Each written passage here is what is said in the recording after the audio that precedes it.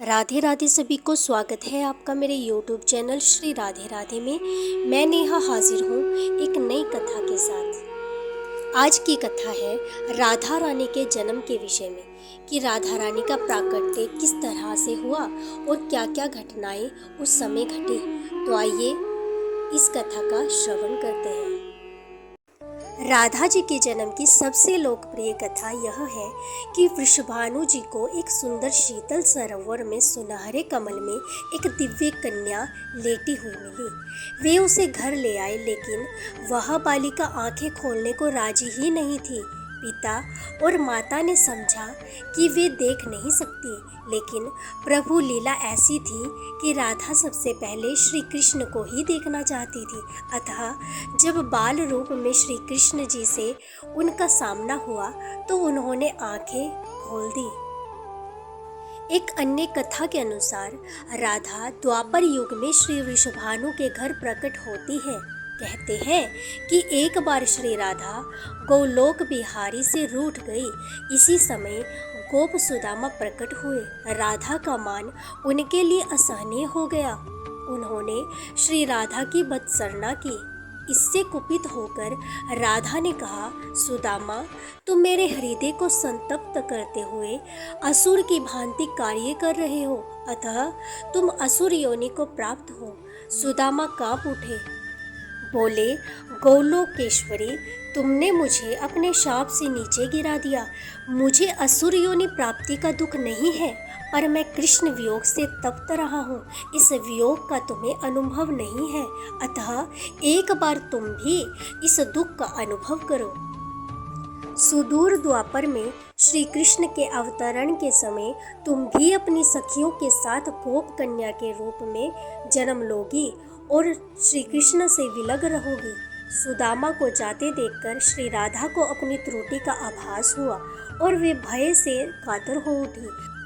तब लीलाधारी कृष्ण ने उन्हें सांत्वना दी कि हे देवी, यह शाप नहीं अपितु वरदान है। इसी निमित्त से जगत में तुम्हारी मधुर लीला रस की सनातन धारा प्रवाहित होगी, जिसमें नहाकर जीव अनंत काल तक कृत्य कृत्य होंगे। इस प्रकार पृथ्वी पर श्री राधा का अवतरण द्वापर में हुआ। नरीक पुत्र राजा सुचंद्र और पितरों की मानसी कन्या कलावती ने 12 वर्षों तक तप करके श्री ब्रह्मा से राधा को पुत्री रूप में प्राप्ति का वरदान मांगा। फलस्वरूप द्वापर में वे राजा वृषभानु और रानी कीर्तिदा के रूप में जन्मे। दोनों पति पत्नी बने। धीरे धीरे श्री राधा के अवतरण का समय आ गया। संपूर्ण ब्रज में कीर्तिदा के गर्भ धारण का समाचार सुख स्रोत बनकर फैलने लगा। सभी उत्कंठा पूर्वक प्रतीक्षा करने लगे। वह मुहूर्त आया। भाद्रपद की शुक्ला अष्टमी चंद्रवासर मध्याह्न के समय आकाश मेघाच्छन्न हो गया। सहसा एक ज्योति प्रसूति गर्भ में फैल गई। यह इतनी तीव्र ज्योति थी कि सभी के नेत्र बंद हो गए। एक क्षण पश्चात गोपियों ने देखा कि शत सहस्त्र शरद चंद्रों की कांति के साथ एक नन्ही बालिका कीर्तिदा मैया के समक्ष लेटी हुई है। उसके चारों ओर दिव्य पुष्पों का ढेर है। उसके अवतरण के साथ नदियों की धारा निर्मल हो गई। दिशाएं प्रसन्न हो उठी। शीतल मंद पवन अरविंद से सौरभ का विस्तार करते हुए बहने लगी। पद्म पुराण में भी एक कथा मिलती है कि श्री वृषभानु जी यज्ञ भूमि साफ कर रहे थे तो उन्हें भूमि कन्या रूप में श्री राधा प्राप्त हुई। यह भी माना जाता है कि विष्णु के अवतार के साथ अन्य देवताओं ने भी अवतार लिया। बैकुंठ में स्थित लक्ष्मी जी राधा रूप में अवतरित हुई। कथा कुछ भी हो, कारण कुछ भी हो, राधा बिना तो कृष्ण है ही नहीं। राधा का उल्टा होता है धारा। धारा का अर्थ है करंट, यानी जीवन शक्ति। भागवत की जीवन शक्ति राधा है। कृष्ण देह है तो श्री राधा आत्मा। कृष्ण शब्द है तो राधा अर्थ। कृष्ण गीत है तो राधा संगीत। कृष्ण वंशी है तो राधा स्वर। भगवान ने अपनी समस्त संचारी शक्ति राधा में समाहित की है। इसलिए कहते हैं जहाँ कृष्ण राधा तहाँ, जहम राधा तहम कृष्ण, न्यारे निमिष ना होत कहूँ, समझी करहूँ यह प्रश्न। इस नाम की महिमा अपरंपार है। श्री कृष्ण स्वयं कहते हैं, जिस समय मैं किसी के मुख से राग सुनता हूँ उसे मैं अपना भक्ति प्रेम प्रदान करता हूँ, और धा शब्द के उच्चारण करने पर तो मैं राधा नाम सुनने के लोभ से उसके पीछे चल देता हूँ। राधा कृष्ण की भक्ति का कालांतर में निरंतर विस्तार हुआ। निम्बार्क वल्लभ, राधा वल्लभ और सखी समुदाय ने इसे पुष्ट किया। कृष्ण के साथ श्री राधा सर्वोच्च देवी रूप में विराजमान है।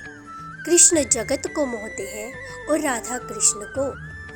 प्रश्न उठता है कि तीनों लोकों का तारक कृष्ण को शरण देने का सामर्थ्य रखने वाला ये हृदय उसी आराधिका का है जो पहले राधिका बनी, उसके बाद कृष्ण के आराध्य हो गई। राधा को परिभाषित करने का सामर्थ्य तो ब्रह्म में भी नहीं।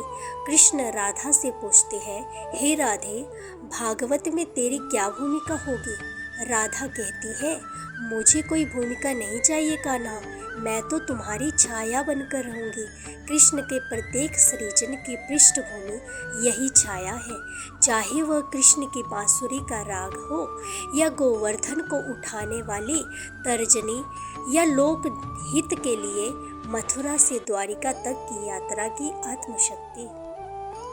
भागवत में श्री राधा का स्पष्ट नाम का उल्लेख ना होने के कारण एक कथा यह भी आती है कि सुखदेव जी को साक्षात श्री कृष्ण से मिलाने वाली राधा है और सुखदेव जी उन्हें अपना गुरु मानते हैं। कहते हैं कि भागवत के रचयिता सुखदेव जी राधा जी के पास शुक रूप में रहकर राधा राधा का नाम जपते थे।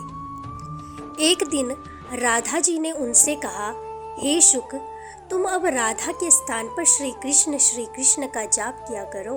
उसी समय श्री कृष्ण आ गए। राधा ने यह कहकर कि यह शुक बहुत ही मीठे स्वर में बोलता है, उसे कृष्ण के हाथ सौंप दिया, अर्थात उन्हें ब्रह्म का साक्षात्कार करा दिया। इस प्रकार श्री राधा सुखदेव जी की गुरु हैं, और वे गुरु का नाम कैसे ले सकते थे? इस प्रकार से यह सब राधा रानी के जीवन से संबंधित कुछ कथाएं थी जिनका श्रवण आपने इस कथा में किया है। तो अगर आपको यह कथा अच्छी लगी है तो प्लीज़ चैनल को सब्सक्राइब करें और वीडियो को लाइक करें और शेयर करें और कमेंट में राधे राधे जरूर लिखना। धन्यवाद।